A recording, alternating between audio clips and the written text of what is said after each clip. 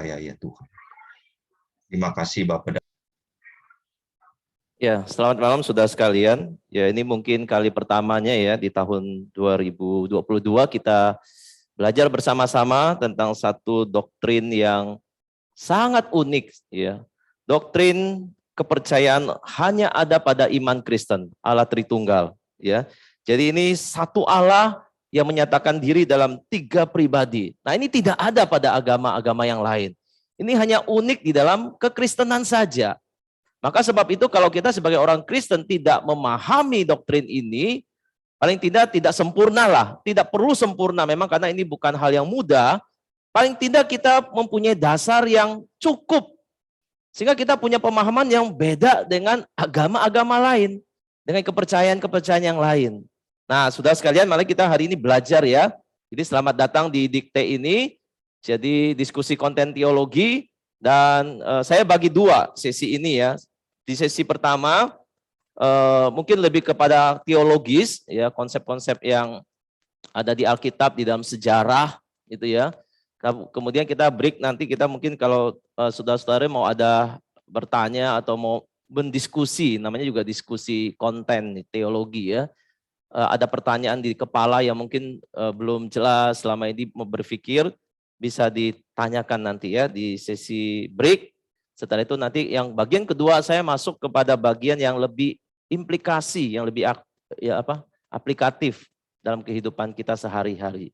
Ya, baik, mari kita mulai ya. Jadi saudara, perdebatan soal Trinitas ini ya, atau Tritunggal ini sangat-sangat banyak. Bukan hanya sekarang ini, tapi sudah dari zaman dulu, doktrin ini sebetulnya sudah menjadi perdebatan, baik dari kalangan Kristen maupun non-Kristen. Bahkan ada penyimpangan bahkan di dalam pemahaman-pemahaman itu. Nah saudara ya, misalnya kalau kita lihat dari kalangan non-Kristen, pertanyaan yang paling umum adalah, apakah orang Kristen percaya kepada 3 Tuhan atau 3 Allah, triteisme gitu. Atau sebetulnya mereka percaya kepada monoteisme. Ya. Nah ini kan tuduhan-tuduhan, klaim-klaim dari pihak yang non-Kristen mengatakan, oh Tuhannya 3, Allahnya 3 karena Tritunggal begitu. Nah saudara, tentu ini tidak benar. Ya, tentu aja ini nggak benar. Karena kita percaya bahwa iman Kristen itu mengajarkan monoteisme, gitu ya. Allah itu Allah yang esa. Nanti kita akan lihat ayat-ayatnya ya. Tapi ini menjadi pertanyaan, saudara juga tahu ya. Klaim-klaim dari luar, dari non-Kristen, Allah orang Kristen itu 3 katanya. Ya. Nah, dari kalangan Kristen ada juga yang meragukan tentang ajaran Tritunggal ini. Ya. Orang mengatakan bagaimana mungkin Allah yang esa ini mempunyai 3 pribadi. Bagaimana mungkin, saudara? Makanya ada yang menganggap ini hanya sebuah teori saja.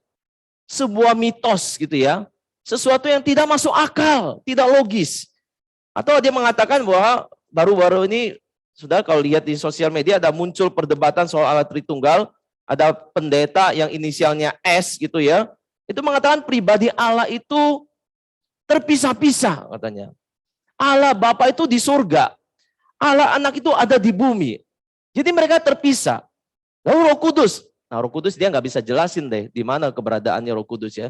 Yang sering diungkap, Bapa di surga, Anak itu di bumi. Jadi terpisah-pisah mereka.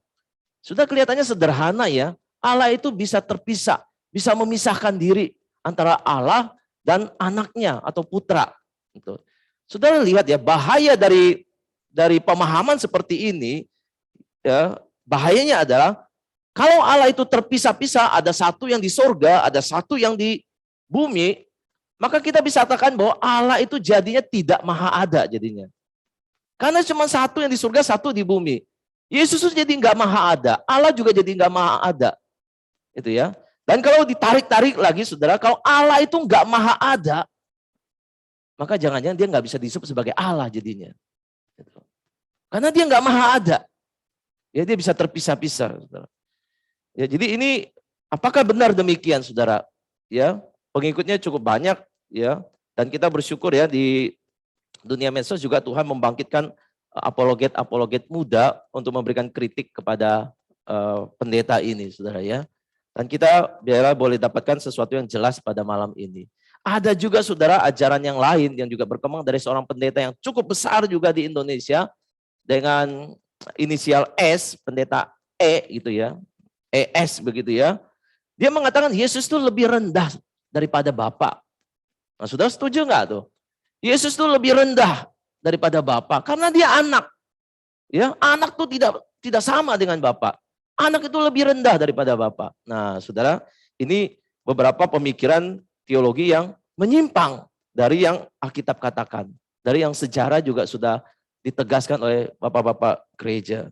Nah, saudara, Agustinus mengatakan begini, kita harus akui, ya kita harus akui bahwa konsep Trinitas, Tritunggal ini tidak bisa dijelaskan dengan akal manusia. Tidak bisa, saudara. Kita mesti sadar ini dulu. Ya, sebab kenapa, saudara? Karena memang kita harus akui tiga pribadi di dalam satu ini merupakan misteri yang sulit dipecahkan. Sulit untuk ditangkap oleh kita dengan akal yang terbatas ini. Tapi bukan berarti dia tidak bisa tidak masuk akal. Ya, dia tidak bisa ditangkap oleh akal kita, bukan berarti dia tidak masuk akal. Gitu. Nah, saudara ya, jadi ada orang yang mencoba begini ya. Kalau Agustinus bilang, kalau engkau bisa memahaminya dengan tuntas, dengan pikiranmu, maka dia bukan lagi Allah. Begitu. Dia bukan lagi Allah, karena tidak misteri lagi. Gitu ya. Nah, John Calvin mengatakan, Allah itu di dalam Alkitab itu menyatakan dirinya yang terbatas ini di dalam bahasa bayi. Seperti seorang ibu yang bicara kepada anaknya. Jadi seorang ibu tuh bicara kepadanya hal-hal yang mudah saja untuk dimengerti. Ya, yang singkat, yang sederhana saja, yang cukup untuk dia konsumsi. Di luar itu kalau disampaikan semuanya, itu tidak akan sampai ke dunia anak-anak atau dunia bayi itu. Beda, saudara. Ya, beda sekali. Jadi kita makhluk terbatas, Allah itu tidak terbatas. Itu seperti ada sebuah tembok yang menghalangi kita untuk mengerti dia sepenuhnya. Itu ya. Jadi tidak seorang pun mempunyai kemampuan untuk mengerti Allah secara tuntas. Betul. Akhirnya karena terbatas, karena misteri, banyak orang mencoba menggali. Dan ujung-ujungnya agak menyimpang dari yang semestinya. Nah, saudara ya. Jadi Allah itu melampaui, melebihi manusia dalam segala hal. Dia ada yang dia sembunyikan, ada yang dia wahyukan, sangat terbatas bagi kita. Kemudian yang dia wahyukan itu, meskipun dia mewahyukan dirinya tetap tinggal di dalam sebuah misteri yang kita tidak bisa pahami. Ya. Gitu. Jadi kita terbatas, Allah tidak terbatas, ada yang tersembunyi, ada yang diwahyukan oleh Tuhan. Nah, saudara, orang mencoba akhirnya untuk memakai analogi-analogi untuk menggambarkan Tritunggal. Ya. Ada yang menggambarkan itu matahari. Matahari itu, ini mereka mencoba untuk masuk ke misteri Tuhan itu dengan analogi ini. Matahari itu ada matahari sendiri, ada sinarnya, ada panasnya katanya. Ya, ada lagi yang menggambarkan Allah itu seperti segitiga yang punya 3 sudut. Begitu ya. Ada yang mengatakan itu Allah Tritunggal seperti kopi susu. Ya, satu saset itu 3 in 1 di dalamnya. Ada kopi, ada susu, ada gulanya. Ada juga yang mengatakan Allah Tritunggal bisa diibaratkan seperti tubuh, jiwa, dan roh. Gitu ya. Ada yang mengakui ada tubuh, ada jiwa, dan roh. Saudara, ini pun menjadi perdebatan ya. Pendeta yang tadi saya sebut sebagai pendeta S itu, dia mengatakan manusia itu diciptakan seperti Tritunggal. Dia punya tubuh, dia punya jiwa, dia punya roh. Begitu. Nah, tubuh, jiwa, dan roh itu masih menjadi perdebatan juga. Apakah manusia terdiri dari dikotomi, adalah tubuh dan roh saja, atau tubuh, jiwa, dan roh, trikotomi namanya. Itu pun ada ahli yang menerima 3, tapi kebanyakan ahli menerima 2, dikotomi. Jadi tubuh dan roh. Roh dan jiwa ini bisa dipakai istilah yang bergantian. Begitu. Ya, jadi satu lagi ada orang mengatakan ya, waktu melihat buah salak itu kalau dibelah itu buah salak rata-rata 3 isinya. Hampir buah salak itu 3. 1 tapi di dalam 3 begitu ya. Di dalamnya 3. Tapi saudara, semua ini analogi ini hanya sebenarnya mencoba untuk membantu ya, tetapi tidak bisa menggantikan penjelasan Alkitab tentang Tritunggal, nggak bisa. Ya, semua ini tidak cukup menggambarkan Allah Tritunggal. Tapi kita lihat memang di dalam dunia ciptaan ini ada jamakan di dalam ketunggalan jadinya. Ya, ketunggalan itu ada yang bersifat jamak begitu. Ya. Jadi ini fakta yang kita bisa tahu ya di dalam dunia. Jadi kalau tunggal itu bisa juga di dalamnya ada jamak ya. Jadi ketunggalan yang jamak begitu ya. Kejamakan juga bisa dibentuk dalam sebuah ketunggalan. Jadi ada indikasi ini di dalam alam ciptaan ini. Jadi meskipun memakai analogi ini tidak menggambarkan, tidak cukup menggambarkan Allah Tritunggal. Mungkin hanya meneguhkan ada fakta-fakta tadi yang saya katakan ya, di dalam ketunggalan ada kemajemukan begitu, kejamakan begitu. Ya. Nah, Bavinck sendiri mengatakan analogi ciptaan ini tidak dapat menggantikan penjelasan Alkitab tentang Tritunggal. Ya, dia mungkin hanya meneguhkan saja, tapi dia tidak bisa menggantikan penjelasan Alkitab. Nah, disinilah saudara, peran yang disebut dengan area iman. Peran iman itu sangat penting. Apakah kita mau menerima misteri Allah yang diwahyukan ini di dalam kitab suci? Meskipun terbatas, kita hanya mengerti sedikit dalam bahasa bayi kita, tanda kutip. Tapi kita punya iman enggak untuk menerima ini yang diwahyukan Tuhan seperti itu di dalam kitab suci? Nah, saudara, ya, disinilah peran iman supaya kita itu mendapatkan menjadikannya dasar untuk pengharapan kita dan bukti dari apa yang tidak kita lihat selama ini. Ya, nah saudara, saya coba masuk ya. Yang pertama kita coba mengerti dulu tentang monoteisme dalam kitab suci. Jelas ya, monoteisme, kita percaya monoteisme. Ya, orang-orang Israel di Perjanjian Lama percaya bahwa hanya ada satu Allah. Jelas di dalam Ulangan 6 ayat 4. Dengarlah hai orang Israel, Tuhan itu Allah kita, Tuhan itu esa. Jelas ya, Tuhan itu esa. Di 1 Raja-Raja 8 ayat 60 juga mengatakan, supaya segala bangsa di bumi tahu bahwa Tuhanlah Allah dan tidak ada yang lain. Ini Allah yang dipercaya oleh Allah Abraham, Allah Ishak, Allah Yakub. Ya. Yesaya 45 ayat 5 juga mengatakan, akulah Tuhan, tidak ada yang lain kecuali aku, tidak ada Allah yang lain. Nah, saudara lihat ya, ini klaim Tritunggal ini jelas. Kepercayaan orang Yahudi dan kepercayaan orang Kristen itu jelas sekali. Monoteisme. Ya, bukan triteisme, bukan. Tapi monoteisme. Tetapi ini menjadi ada pergumulan ketika orang-orang Kristen ya, orang-orang Kristen Yahudi yang bertobat dari Yudaismenya, ya, mereka menemukan di dalam Perjanjian Baru ada formula-formula yang Trinitas begitu ya, yang Tritunggal gitu ya. Memang ada penegasan soal Allah itu satu-satunya di dalam Perjanjian Baru, tetapi juga muncul formula Trinitas. Jadi bagi orang Yahudi yang udah jadi Kristen, menjadi jemaat mula-mula, itu mereka menghadapi sebuah pergumulan seperti ini. Ya, ayat misalnya ini klaim di dalam Perjanjian Baru juga jelas. Yohanes 17 ayat 3. Inilah hidup yang kekal itu, yaitu bahwa mereka mengenal Engkau satu-satunya Allah yang benar. Monoteisme, satu-satunya Allah yang benar. Tapi ada tambahannya, dan mengenal Yesus Kristus yang telah Engkau utus. Loh, monoteisme sekarang disandingkan dengan sejajarkan dengan mengenal Kristus juga. Nah, ini sudah mulai ada penyingkapan yang lain. Ya, siapa Yesus itu? Begitu kan? Kok kita di dalam Perjanjian Lama kita hanya tahu monoteisme. Tapi begitu masuk Perjanjian Baru ada Yesus Kristus. Yang juga katanya kalau mengenal aku, itu juga bagian dari hidup kekal. Gitu. Nah, juga ada pengakuan dari Thomas misalnya ya, tentang Tuhan Yesus. Ya Tuhanku dan Allahku. Nah, ini pernyataan dari Thomas ya. Atau misalnya di Yakobus 2 ayat 19 menyatakan, engkau percaya bahwa hanya ada satu Allah saja. Ini Perjanjian Baru jelas tuh, hanya ada satu Allah saja. Itu baik. Setan-setan pun juga percaya akan hal itu dan mereka gemetar. Jadi setan pun percaya monoteisme ya, monoteisme. Jadi sayang sekali kalau kita menolak atau ada orang-orang menolak tentang keesaan Tuhan. Ya, iblis saja percaya, kira-kira begitu. Nah, setelah kita lihat ya, munculnya formula Trinitas ini, Trinitarian ini di dalam Perjanjian Baru, itu menimbulkan pertanyaan tentang siapa Yesus. Identitas Yesus itu dalam kaitan keyakinan mereka yang monoteisme itu seperti apa gitu. Kami percaya monoteisme, tapi Yesus juga mengatakan dia itu menggambarkan dirinya sebagai Tuhan. Klaim dari murid-muridnya dia Tuhan, dia Allah juga. Nah, saudara ya, kita coba lihat yang dikatakan Tuhan Yesus lagi ini. Dia misalnya di dalam Amanat Agung, Matius 28 ayat 19. Karena itu pergilah jadikan semua bangsa muridku, dan baptislah mereka dalam nama Bapa dan Anak dan Roh Kudus. Saudara ya lihat ya, baptislah mereka dalam nama. Di situ saya garis bawahi nama. Ya, jadi Yesus mengatakan orang yang percaya harus dibaptis dalam nama.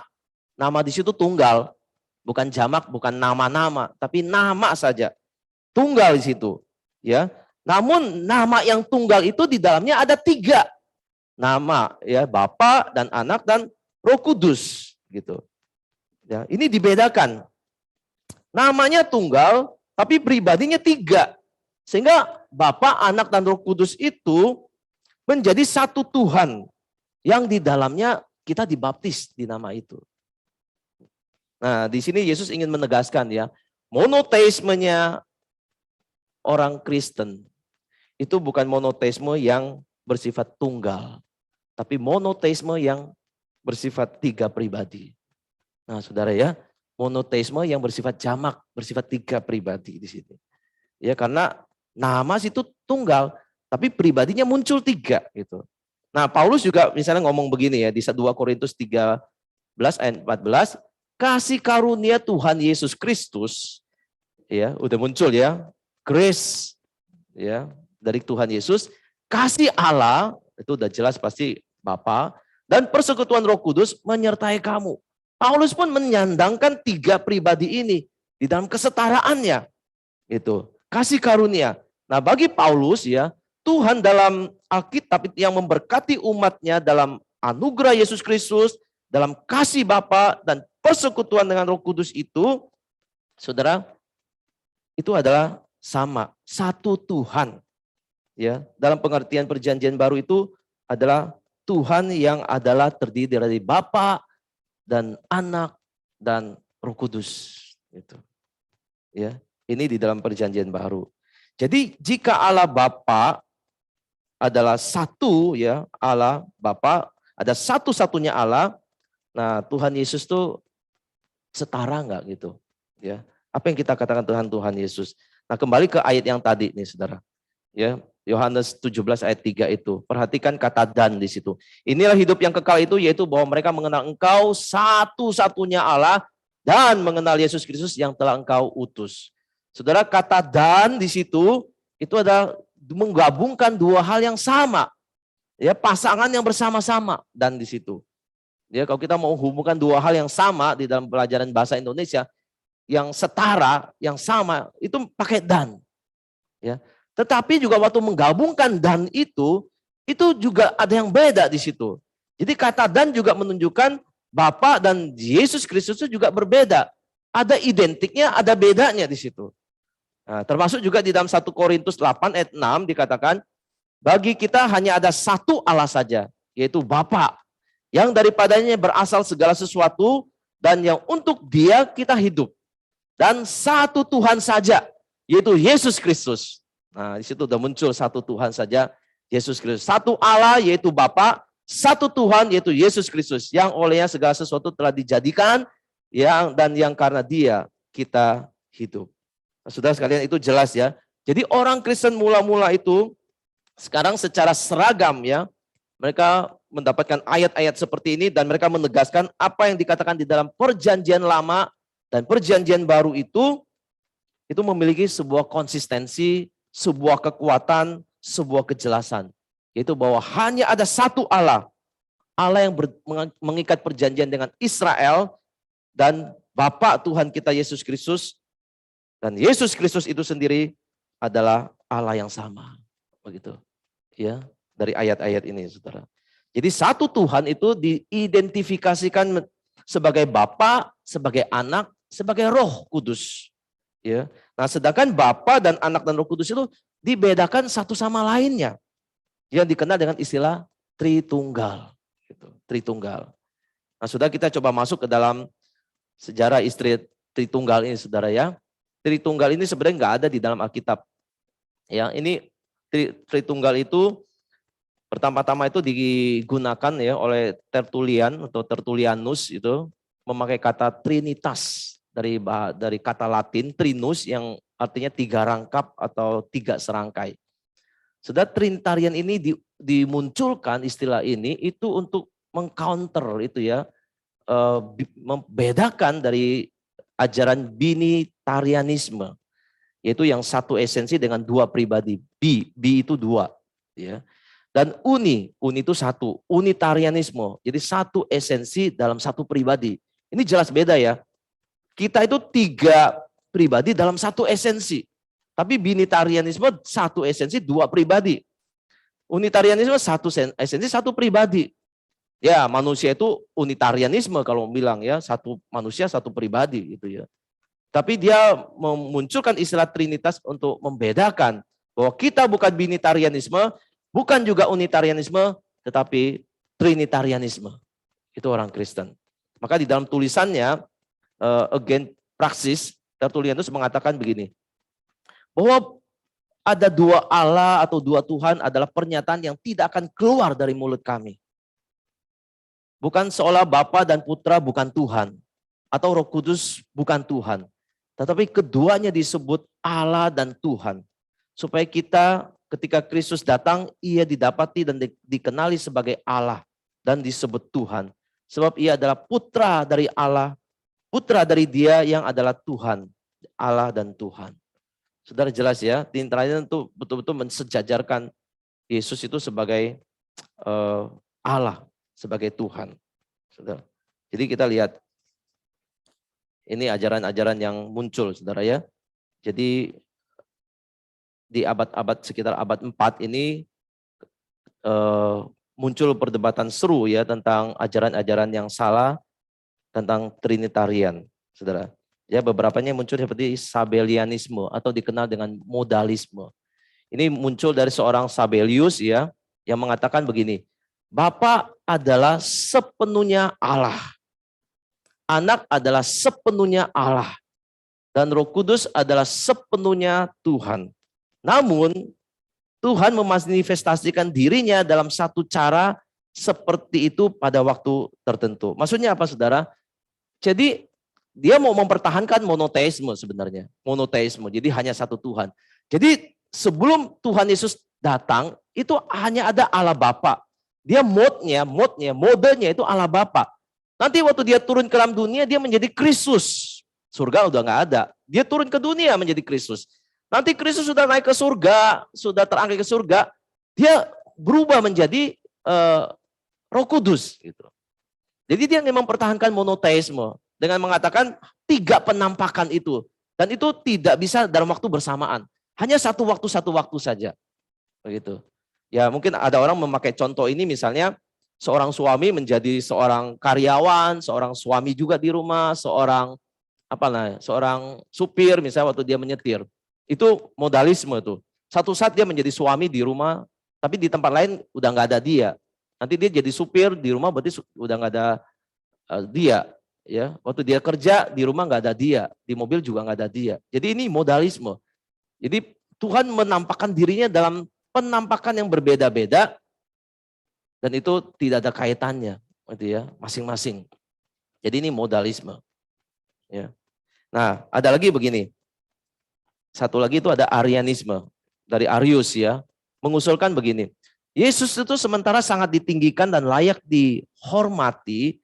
Namun Yesus hanya ciptaan pertama dan terbesar dari yang satu Tuhan yang benar. Bukan Tuhan itu sendiri. Jadi secara singkatnya sebenarnya Arianisme itu sedang merendahkan Tuhan itu bukan Tuhan.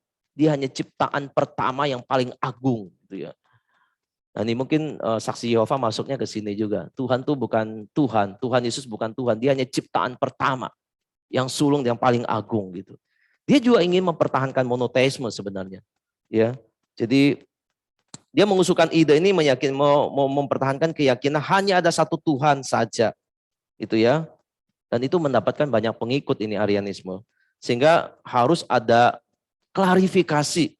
Ini 2 ajaran salah ini berkembang, ya sehingga perlu ada konsili untuk membahas ini. Dan di dalam penyesatan yang terjadi di seputar itu abad 4, saudara. maka muncul seorang yang disebut Athanasius, ya.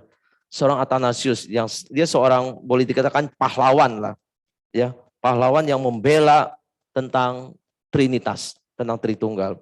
Dia mengatakan begini, ya, dia seorang teolog yang berbakat dan saleh.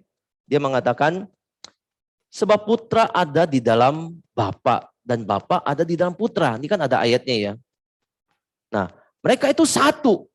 Bukan sesuatu yang dibagi menjadi dua, namun tetap satu. Atau seperti satu kesatuan dengan dua nama berbeda. Mereka adalah dua dalam arti Bapa adalah Bapa dan bukan putra. Demikian juga putra adalah putra bukan Bapa. Tetapi kodrat mereka adalah satu. Ya.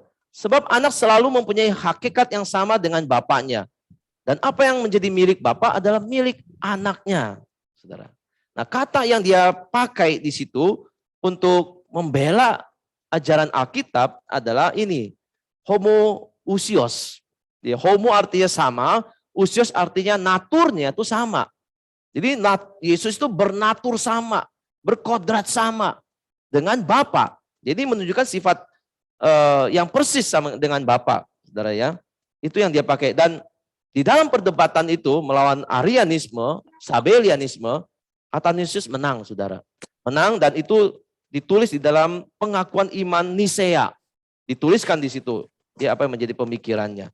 Tetapi Arianisme juga belum berakhir ya, setelah ada konsili ini di tahun kira-kira 325 itu belum berakhir. Akhirnya muncul lagi Arianisme, masih berkembang, belum betul-betul pudar. Kemudian diselenggarakan sebuah konsili lagi namanya Konstantinopel di tahun 55 tahun setelah itu. Ya. Nah, konsili kembali menegaskan tentang pengakuan iman Nisea sebenarnya. Ya. Dan meyakinkan kembali, dan ini diterima kembali oleh gereja timur dan barat. Dan konsili Konstantinopel ini mengakhiri pemikiran dan perkembangan Arianisme. Dan dalam konsili ini dimunculkan, dipilih seorang untuk memimpin keuskupan, yaitu Gregory of Nazianzus, itu ya, pemimpin sidang Konstantinopel ini. Dia memakai sebuah istilah, ya, namanya perikoresis ini. Berasal dari bahasa Yunani perikero, saudara. Secara etimologi ini kata ini sendiri menunjuk pada suatu keadaan di mana dua atau lebih pribadi tinggal bersama dan mereka semua bersatu, tidak terpisahkan atau terbagi. Ya, jadi saling mendiami. Ya, kalau tadi pendeta S itu, Allah itu terpisah. Dia di surga, Allah Bapa, di bumi ini Tuhan Yesus ada di bumi. Itu terpisah. Tetapi sebetulnya tidak demikian. Ya, perikoresis itu mengatakan seperti ayat yang di Yohanes 4 ayat 10, tidak percayakah engkau bahwa aku di dalam Bapa dan Bapa di dalam aku. Saling mendiami, perikoresis ini. Ya, tinggal bersama-sama. Apa yang aku katakan kepadamu tidak aku katakan dari diriku sendiri, tetapi Bapa yang diam di dalam aku, dia yang melakukan pekerjaannya. Jadi perikoresis itu menjelaskan Allah Bapa, Allah Anak itu dan Allah Roh Kudus saling mendiami bersama-sama. Jadi tidak mungkin terpisah. Kalau terpisah, sekali lagi, dia tidak maha ada. Karena ada ruang, dia tidak ada.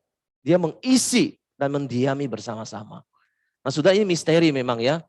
Tidak mudah untuk kita mengerti, tetapi para bapak-bapak gereja ini sudah memformulakan ya sesuatu formula yang paling dekat berdasarkan ayat-ayat di dalam Alkitab kita. Kalau pendeta-pendeta yang besar tadi, yang dua orang saya sebutkan, mereka comot Alkitab tapi mereka tidak melihat konteksnya, lalu mereka masukkan pemikiran mereka untuk membangun doktrin Tritunggal. Mari kita kembali kepada Alkitab katakan dan kita membangunnya dari sini, dan kita sudah ditolong sebetulnya oleh bapak-bapak gereja ini yang menggunakan istilah-istilah ini untuk kita tidak kabur dari penjelasan Alkitab. Nah, saudara, jadi Gregorius ini akhirnya menggunakan ini untuk menggambarkan sebetulnya natur nanti Dwi Tunggal Kristus juga. Ya, yang tidak terpisahkan, tidak terbagi. Tetapi pada interpenetrasinya diterapkan kepada Allah Tritunggal. Ya, yang akhirnya menjadi istilah teknis yang dipakai kemudian. Gitu ya. Nah, nanti istilah Dwi Tunggal Kristus ini nanti kita baru bahas di hari lain, saudara ya. Tetapi kita bahas fokusnya kepada Tritunggal. Nah, dengan kata lain, ya tadi saya katakan Bapa dan Anak dan Roh Kudus itu saling mendiami, seperti yang ayat ini katakan. Itu ya. Nah, makanya di dalam pengakuan iman Athanasius ini, dari seorang pahlawan yang membela Trinitarian ini, sudah dia tulis dengan panjang lebar, ya, sangat-sangat detail sekali. Ya, saya bacakan sekilas ya, tapi tidak semuanya ya. Barang siapa hendak diselamatkan, maka ia harus memiliki iman yang am.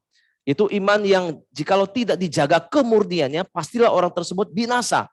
Dan iman yang am itu adalah ini, bahwa kita menyembah Allah yang esa dalam ketigaan.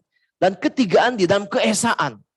Tanpa percampuran pribadi maupun pemisahan substansi. Jadi tidak ada pemisahan sekali lagi. Ya, karena hanya ada satu pribadi Bapa, satu Anak, dan satu Roh Kudus. Tetapi keilahian Bapa, Anak, dan Roh Kudus adalah esa. Demikian pula kemuliaan dan keagungannya.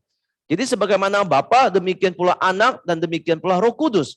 Bapa tidak dicipta, Anak tidak dicipta, dan Roh Kudus tidak dicipta. Bapa tidak dapat dipahami, Anak tidak dapat dipahami, dan Roh Kudus tidak dapat dipahami. Bapa kekal, Anak kekal, Roh Kudus kekal. Akan tetapi bukan tiga yang kekal, melainkan kekekalan itu esa, tunggal sekali lagi. Demikian pula bukan tiga yang diciptakan atau tidak dapat dipahami, melainkan esa yang tidak dicipta dan esa pula yang tak dapat dipahami. Karena itu demikian pula Bapa Maha Kuasa, Anak Maha Kuasa, dan Roh Kudus Maha Kuasa. Akan tetapi bukan tiga yang Maha Kuasa, melainkan esa. Juga Bapa adalah Anak, Bapa adalah Allah, Anak adalah Allah, Roh Kudus adalah Allah. Namun bukan tiga Allah, melainkan Allah yang esa. Ya. Bapa adalah Tuhan, Anak adalah Tuhan, dan Roh Kudus adalah Tuhan. Namun bukan tiga Tuhan, melainkan Tuhan yang esa. Karena itu sebagaimana kita diwajibkan untuk mengakui ketiga pribadi pada dirinya sendiri sebagai Allah dan Tuhan. Demikian pula kita dilarang untuk mengatakan bahwa ada tiga Allah atau tiga Tuhan. Ya. Allah Bapa tidak dibuat, tidak dicipta, dan tidak dilahirkan. Allah Anak dari Allah Bapa saja. Tidak dibuat, tidak dicipta, tapi dilahirkan. Ya, Allah Roh Kudus adalah dari Bapa dan Anak. Tidak dibuat, tidak diciptakan, tidak dilahirkan, melainkan keluar dari. Ya, maka hanya ada satu Bapa, bukan tiga Bapa. Satu Anak, bukan tiga Anak. Satu Roh Kudus, bukan tiga Roh Kudus. Dan di dalam ketigaan tersebut tidak ada yang lebih dahulu atau sebelumnya. Melainkan ketiga pribadi sama-sama kekal dan sama esensinya. Sebab itu dalam segala sesuatu, seperti yang tadi dikatakan sebelumnya, keesaan dalam ketigaan dan ketigaan dalam keesaan harus disembah. Karena itu setiap orang yang mau diselamatkan harus mempercayai Tritunggal. Saudara. Ya tadi ayat itu ya, inilah hidup yang kekal itu jika kau mengenal satu-satunya Allah dan mengenal Yesus Kristus. Jadi harus menyembah Tritunggal. Baru seseorang mendapat hidup kekal atau diselamatkan. Saudara, yang ini saya lewatkan ya. Saudara, Agustinus ya, ini juga seorang sumbangsi yang sangat besar di dalam Trinitas, di dalam karya dia, saudara. Dia menulis sebuah buku lah ya.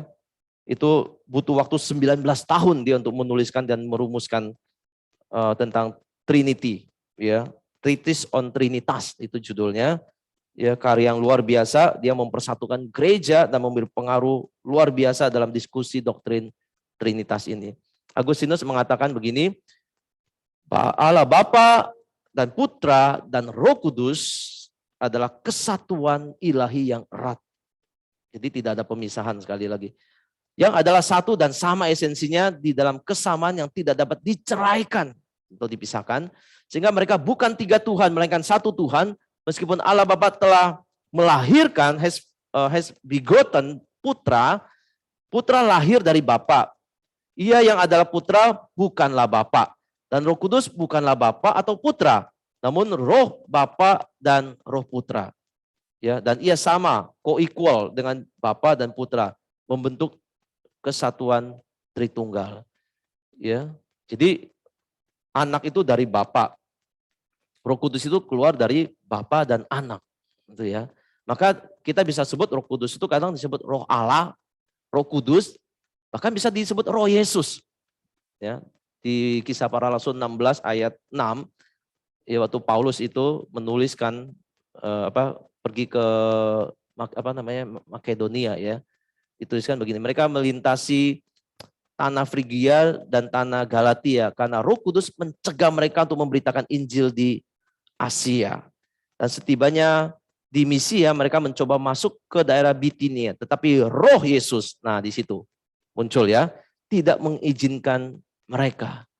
Jadi Roh Kudus itu, Roh Yesus hanya nama lain dari Roh Kudus karena dia berasal dari Bapa dan berasal dari Anak.